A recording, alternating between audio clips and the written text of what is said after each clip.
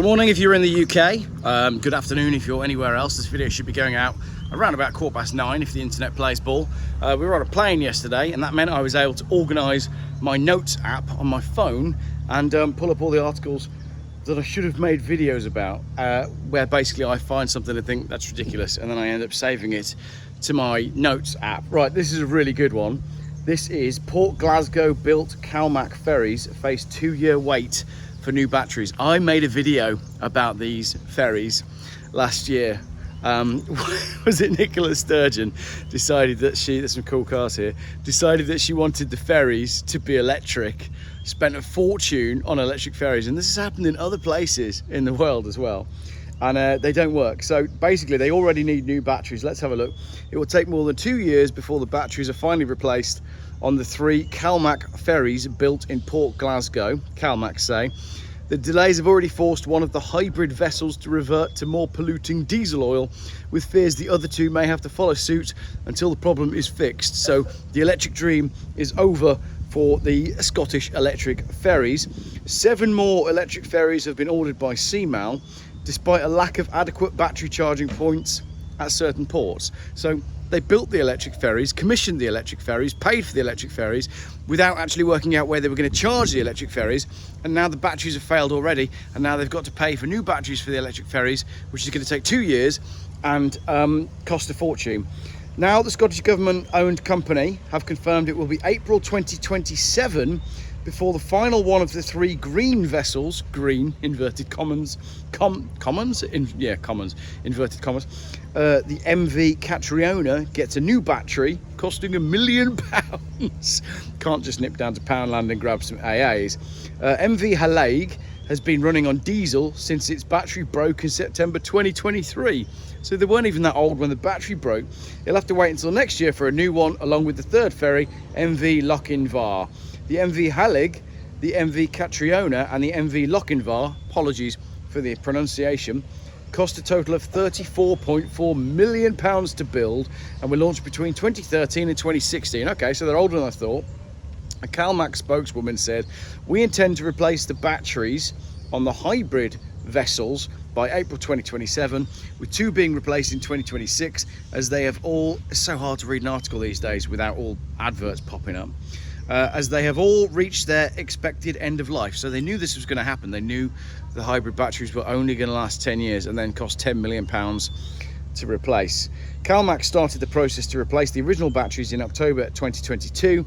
However, as the original battery manufacturer for the Hallaig and Lochinvar ceased trading, combined with the advancement of battery technology, sourcing, procuring and designing, a solution has been challenging. Right, let's read between the lines there. So the company that made the original battery for the hybrid diesel ferries in Scotland has gone bust in the last 10 years, and they can't work out how to replace the battery because there aren't any other suppliers, because nobody is doing it, and battery technology has moved on, which means they can't just get a plug-in battery. They're going to need to find someone to build a battery that works for what is now an old-fashioned solution. The total cost of the project is still on track, and inflation has been taken into account of this. Early this month it was revealed that the 3 electric ferries ran up a maintenance bill of nearly £1.5 million last year. Hallaig, Lochinvar and Catriona were built at the Ferguson Marine Yard in Port Glasgow and can operate on both diesel and electric power. I'm actually getting an advert there on my wife's phone for the new Dacia Spring, right, which is the new electric Dacia. I'm already seeing this discounted down to £10,000, so they can't sell.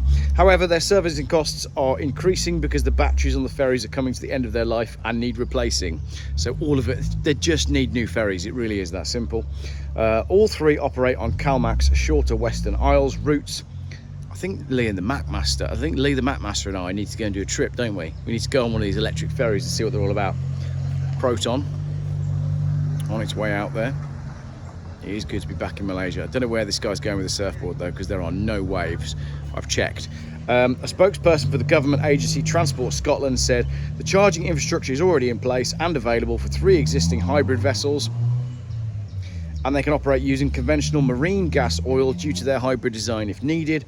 Significant planning and engagement has been undertaken, has it really, with electricity providers in the areas where 7 new vessels will operate to ensure that power supplies can be delivered and operational at the point the ferries come into service. So there you go, a whole load of taxpayer money has been spunked on a solution to a problem that wasn't a problem, and has now created more problems that they need a solution to that they never needed a solution for in the first place, because when they were running a diesel ferry it wasn't an issue.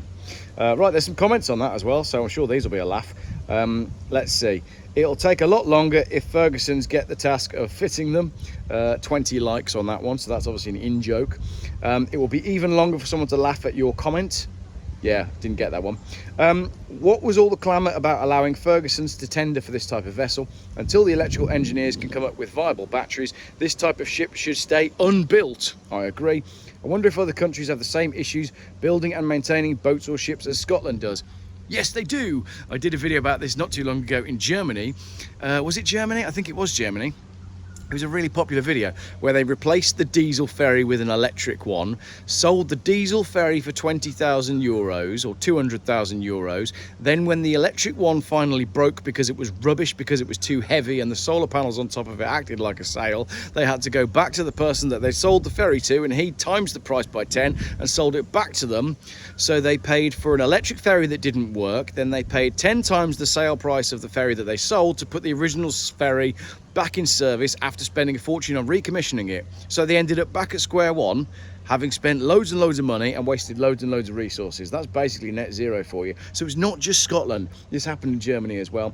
Let's get back to those comments if these adverts will stop generating. I don't want a Dacia Spring, and I don't care about that 6 million house in Norfolk that could be mine in a raffle. Why would I want a £6 million house in the UK when the UK is going to shit at such an alarming rate? So I wonder if other countries have the same issues. We've covered that one. What do you expect the islanders to use while your idea is used? Blame lies with designers, not shipbuilders. It's not the designers, it's the policymakers that are the problem. So we have to ask who's driving the policymakers. I wonder if CalMac have thought of just using a longer cable to keep the batteries plugged into the grid. The fear of snagging on rocks, etc. might mean that this brilliant idea has been kicked into the long grass. Why not just run a cable like across the lock, and then they could have it like a tram, and they could power it from above? I reckon they should do that. But there you go. That's what's going on with the electric ferries in Scotland. They're not working, and they're going to cost a fortune to get working. This is a Triumph Herald, which is pretty cool, on one of these houses that is on stilts. So we'll finish the video with that, and I'll see food has arrived. So the Triumph Herald is there, and over here is, oh, we have got some food on the table. This is a Honda Civic, and I rather like this as well. That's pretty cool, isn't it? So we'll take a walk back over there. There's a Discovery over there as well, but if I go and film that, my wife's going to kill me. I don't see many Discoveries in Malaysia.